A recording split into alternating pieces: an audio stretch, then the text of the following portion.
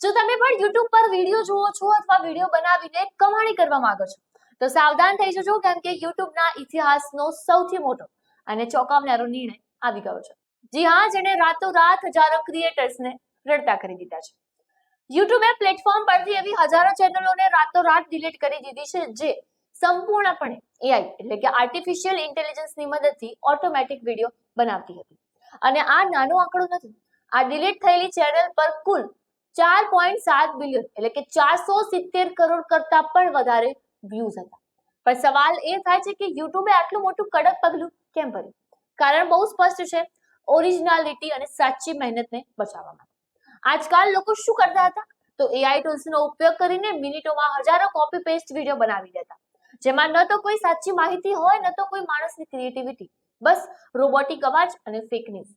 આ સ્પામને કારણે યુટ્યુબનો કચરો હવે એકદમ કચરો થઈ ગયો હતો.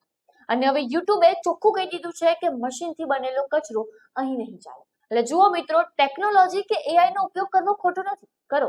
તે તમારું કામ ઝડપી બનાવવાનું એક અદ્ભુત ટૂલ છે. પણ જ્યારે તમે તમારું આખું કામ મશીનના ભરોસે છોડી દો છો ત્યારે તમે દર્શકોનો વિશ્વાસ પણ ગુમાવી બેસો છો. કારણ કે દુનિયા સ્ક્રીન પાછળ કોઈ રોબોટને જોવા નથી માંગતી. માણસની લાગણીઓ, તેના સાચા અનુભવો અને તેનો ચહેરો જોવા માંગે છે. નવા અને ભવિષ્યના ક્રિએટર્સ માટે યુટ્યુબનો આ એક સીધો સંદેશ છે: શોર્ટકટ અને નકલી વસ્તુઓ ક્યારેય કાયમી સફળતા નથી આપતી.